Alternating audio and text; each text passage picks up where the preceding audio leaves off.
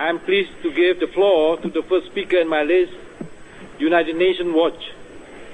You have the floor, sir. Mr. Chairman, item 5 concerns the right to self-determination, which UN Watch supports.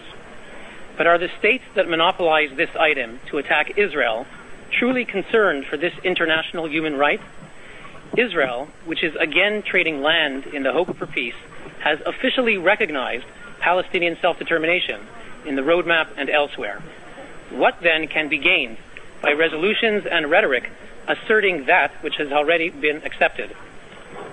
For these regimes, one thing only: an entrenchment of their decades-long campaign centered at the United Nations to demonize and delegitimize Israel and the Jewish people. Year after year, precious UN time and resources, which could treat victims of AIDS in the developing world, of mass rape in Sudan, or torture in North Korea, is instead consumed by 20 anti-Israel resolutions in the General Assembly, 5 at the Commission, and many others in fora such as the World Health Assembly. At the Commission, Israel is the only nation scrutinized under an exclusive agenda item, barred from any regional group, and targeted by half of all country-specific resolutions. The objective of this assault is to cast Israel as the world's #1 human rights violator.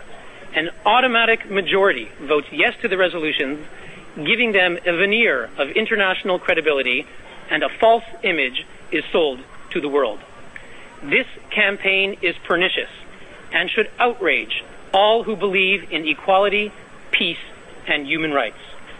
First, the singling out of Israel for differential treatment constitutes a gross violation of the UN Charter's guarantee of equal rights for all nations, large and small.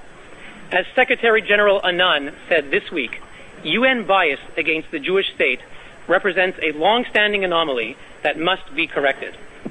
The week before, Human Rights Watch criticized the Commission's selectivity, noting its failure to condemn Palestinian terrorism. Other actors, states and NGOs, must join their voices and publicly oppose this discrimination. Second, the anti-Israel campaign is an obstacle to Middle East peace. The effect of one-sided resolutions in the region is to encourage extremists over moderates, intransigence over compromise. Finally, if the Commission's human rights agenda remains captive to the Israel haters' political agenda, our goal of restoring its credibility shall be elusive indeed.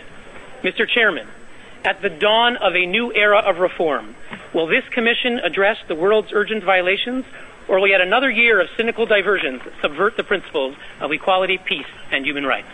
Thank you. I thank the representative of UN Watch.